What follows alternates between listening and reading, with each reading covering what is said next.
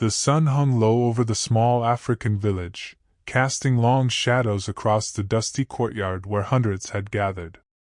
It was supposed to be a solemn farewell, a final goodbye to a woman believed to be gone forever. Drums echoed softly, not in celebration, but in mourning.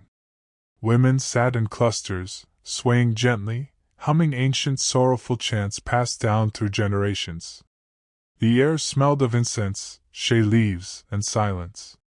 In the center of the village square lay a wooden coffin, open, decorated with white fabrics, cowrie shells, and traditional oils meant to guide the spirits safely to the ancestors. The body inside looked peaceful, almost too peaceful, wrapped in a pale cloth, her skin glistening faintly under the late afternoon light.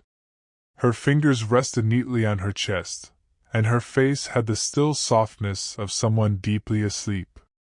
No one suspected anything more. Elders stood in a circle, holding staves carved with symbols of wisdom and judgment. They recited quiet prayers, calling upon the spirits to welcome her into their realm and bless the mourning souls she left behind. The wind stood still, as if the earth itself was listening. The funeral ceremony moved slowly, heavy with emotion. Children clung to their mothers, too young to fully understand death but old enough to feel the weight of grief in the air. A group of elderly women began washing a small calabash bowl with oil, preparing it for the final rite of farewell. Time felt frozen, captured in slow motion, as if the world paused to mourn. And then, something utterly unexplainable happened. Just as the final cloth was being prepared to cover the coffin, a faint tremor passed through the air, so small that at first, no one noticed. The village drummers paused instinctively, unsure why their hands had suddenly stopped. A child blinked and pointed toward the coffin, eyes wide.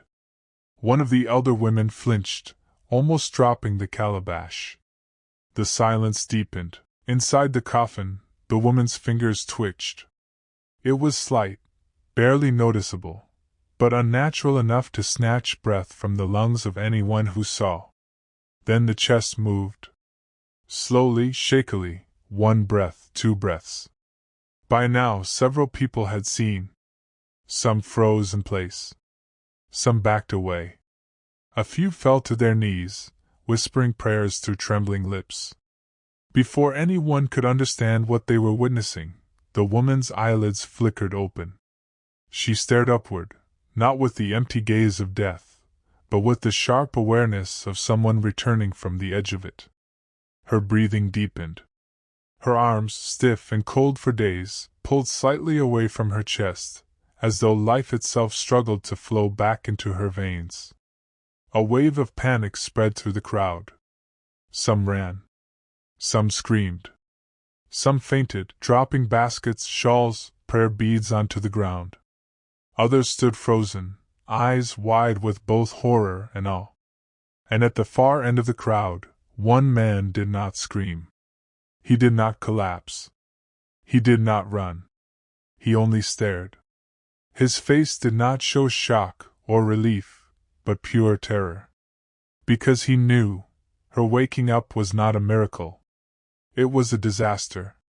And for him, it was the beginning of the end. Before the day of the funeral that shocked the entire village, Amina lived a life that looked peaceful from the outside but was slowly breaking her from within. She was known by everyone, respected for her kindness, trusted for her honesty, and admired for her grace. She helped neighbors in need, cared for elders without being asked, and fed hungry children even when her own kitchen had little. People called her blessed. But blessings are often mistaken for happiness. Inside her home, life was different. Her husband, Kamal, was well liked in public, a man who spoke politely, dressed well, and maintained the image of a caring family man. He had charm, he had reputation, but he also had secrets. Where Amina was gentle, he was manipulative. Where she tried to build, he quietly destroyed. Their marriage was not a union, but a fragile theater performance played for society. Amina endured painful days, not of physical wounds alone, but of emotional ones, ones that did not bleed but buried themselves deeper in her spirit. On the surface, people saw a quiet woman.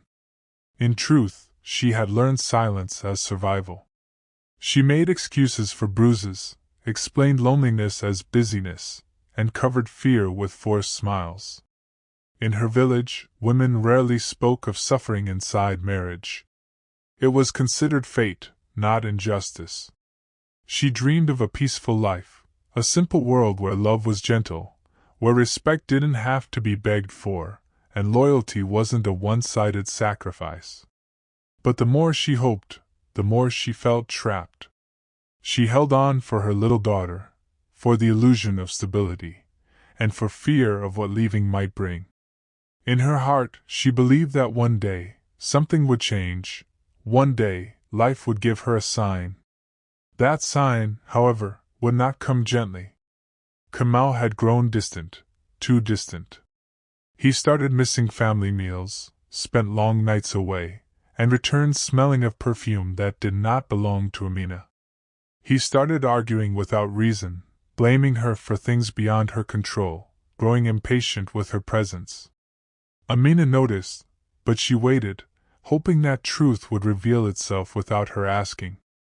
Behind closed doors, Kamal had already begun to envision a life without her. A life where he would inherit everything: her land, her savings, even her ancestral farm. A life where he would start over, not with a humble woman like Amina, but with someone wealthier, someone who made him feel powerful. That someone was Zuri, Amina's own cousin, educated, elegant, and wealthy. A woman convinced that Kamal was a victim of an unhappy marriage. While the village saw Amina as blessed, Kamal saw her as an obstacle. A barrier between him and the life he wanted. He didn't want separation. He wanted freedom, and wealth, and sympathy. And for that, only one thing had to disappear: Amina. She didn't know it yet, but her fate had already been decided. Not by destiny, but by the man she once trusted.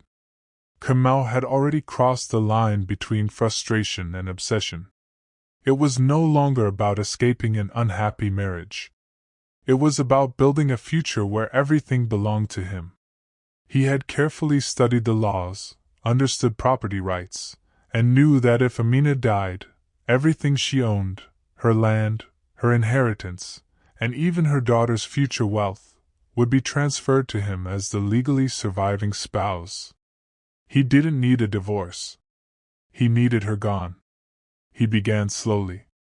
He changed the way he treated her, not with rage, but with unnatural calm.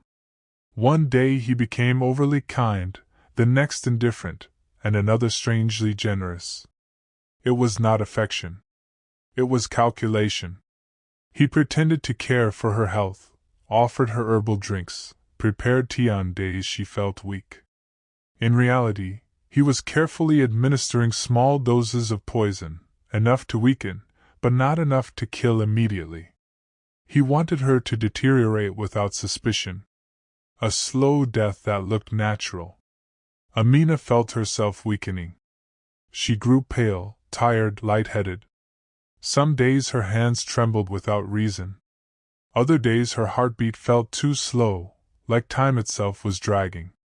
She believed she was falling ill, perhaps anemia, maybe fatigue caused by stress. She trusted her husband's concern. She trusted his medicines.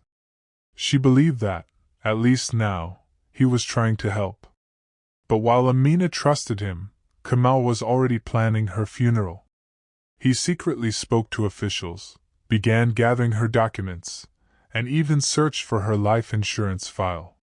He met privately with relatives, pretending to worry about her failing health, and carefully planted the idea that her condition was unpredictable, maybe even incurable. He needed witnesses to believe that her sickness was long-lasting, so her eventual death would appear natural, expected. Weeks passed. Her body weakened, her heart slowed, her voice faded. But she never suspected betrayal. She still believed that one day she would recover. She still held hope. Then came the final dose.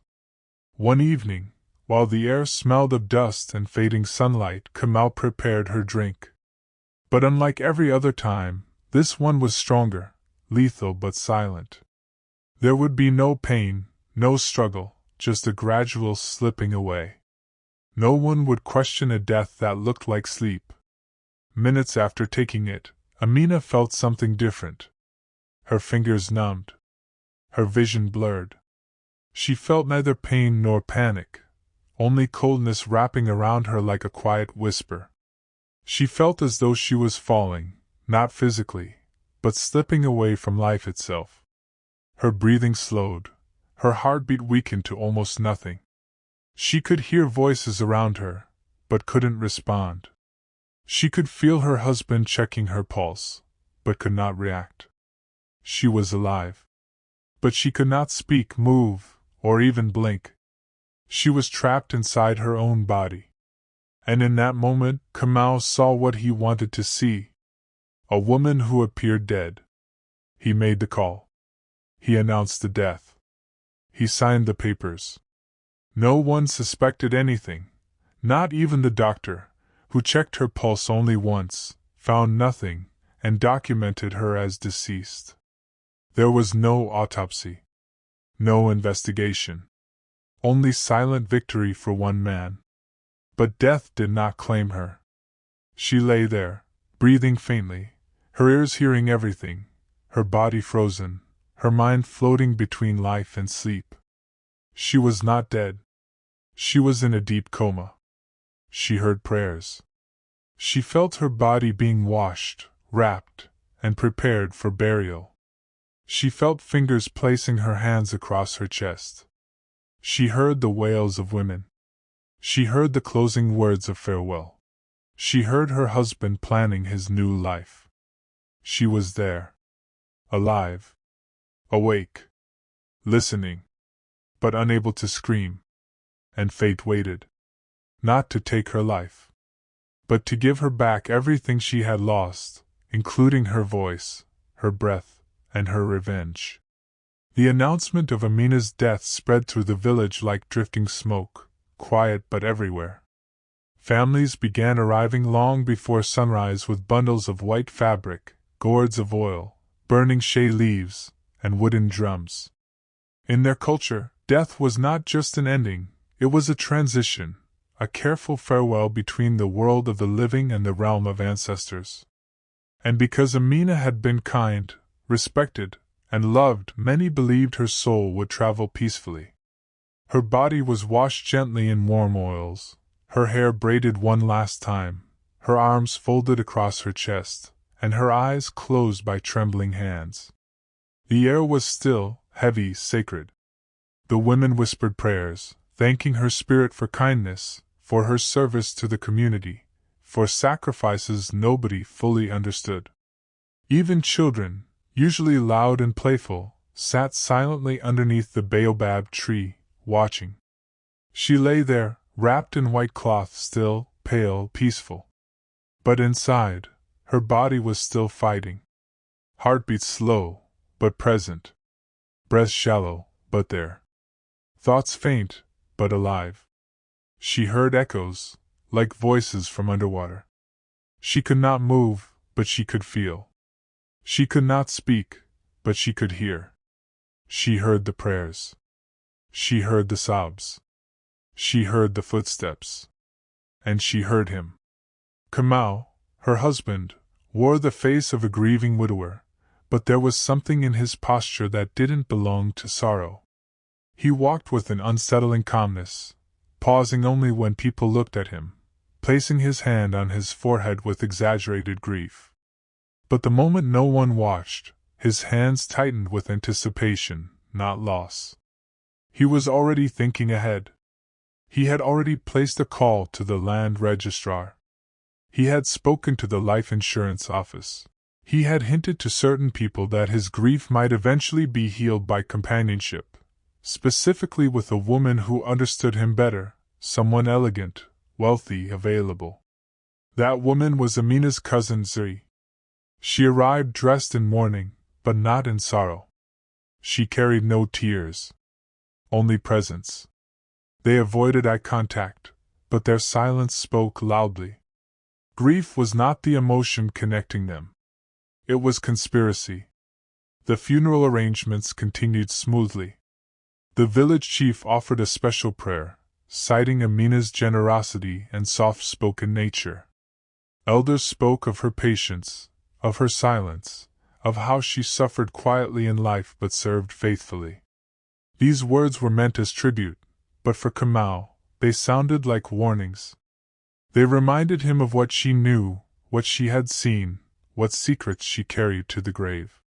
Or so he believed. With every passing hour, Amina's body grew colder.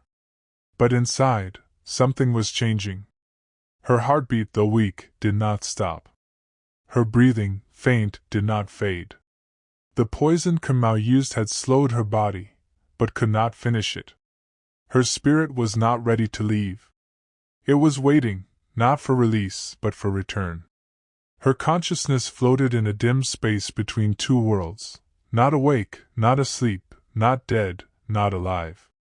A strange place where sounds blurred into whispers and light flickered like fading memories. In that stillness, she remembered pain. She remembered betrayal. But she also remembered something stronger: survival. Meanwhile, Kamau stood at a distance, planning the future. His mind no longer lingered on the funeral, but on what would happen after it. New home. New wife. New wealth. New life. All possible because of one carefully executed lie. What he didn't know was that the lie was about to wake up.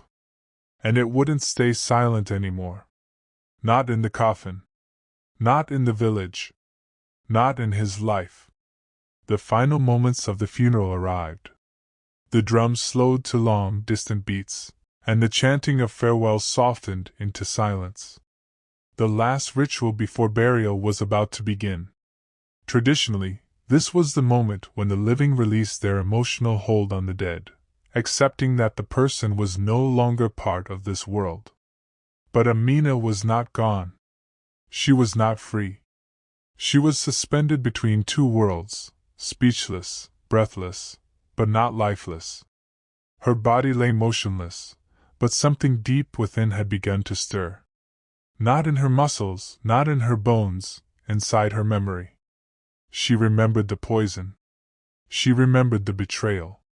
She remembered her husband calling the doctor too quickly. She remembered people praying while he stood too calmly. She remembered his voice, not of grief, but of relief. Inside her still body, her heartbeat flickered like a weak flame fighting the wind.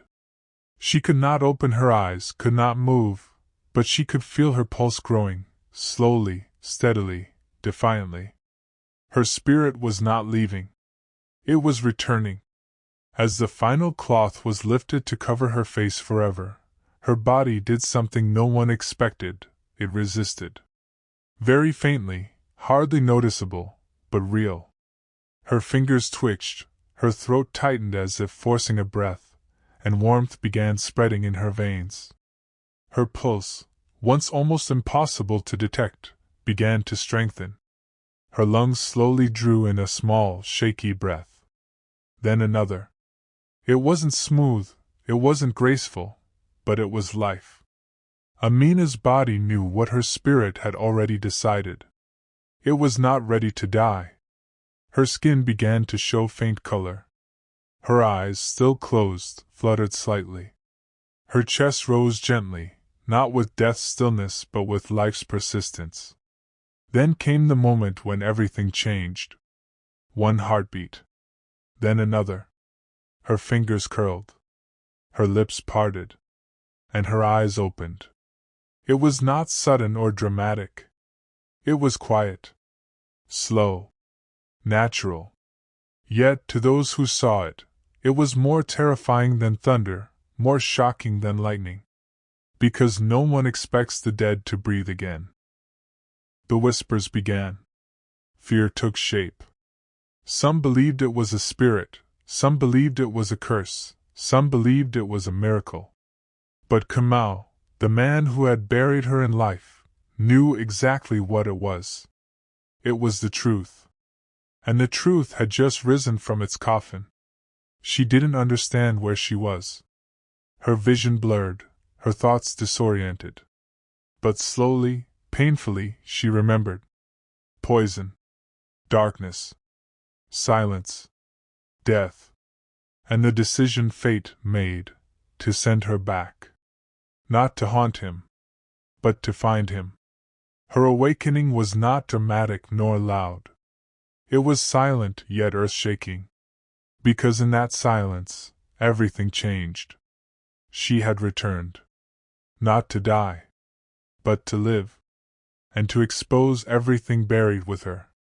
Panic spread through the village like wildfire. Some ran, some prayed, some fell to their knees weeping. The drummers dropped their instruments, their hands shaking too violently to continue.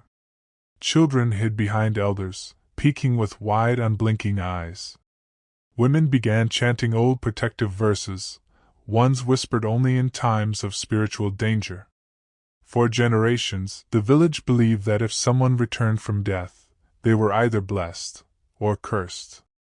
Amina lay there breathing slowly, weakly, but alive. Her chest lifted slightly with each breath, as if life was entering her body grain by grain. Her palms, once cold, now held faint warmth. She blinked gently. Her eyelashes trembled.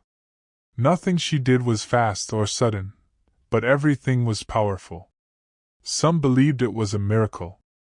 Others believed it was a warning. The village chief stepped forward, torn between faith and fear. The elders debated quietly, uncertain whether to welcome her or protect themselves from her. But amidst all that confusion, only one person was not confused at all. Kamau. He knew exactly what was happening. And it was not magic. It was justice. His mind raced. He knew he could not run. He could not deny it. He could not pretend to be surprised. Every drop of color drained from his face. His breathing grew shallow. All around him, people questioned their beliefs, but he questioned only one thing: how much did she remember? The funeral was no longer a farewell. It had become a beginning. And in that beginning, truth was waking up. Amina didn't speak. She couldn't. Her voice had not returned yet. But she didn't need to speak. Her presence alone was loud enough. She didn't point fingers. She didn't accuse. She didn't have to. Her existence was the accusation. After her awakening, the funeral did not continue. It could not. No one would dare lower a living woman into the grave. Instead, the ceremony turned into confusion, then fear, then conversation. People began whispering, first in small groups, then in larger gatherings. Some wondered whether the doctor had made a mistake. Some believed she had been in a spiritual trance. Some believed death had rejected her. But one question rose louder than the rest: why had her husband behaved so calmly? They noticed things now they ignored before. How quickly he accepted her death. How fast he arranged the burial. How quiet his grieving was. How ready he was to move on. Rumors began to spread. Not loud, not obvious, but sharp. People didn't look at Amina with fear anymore. They looked at him.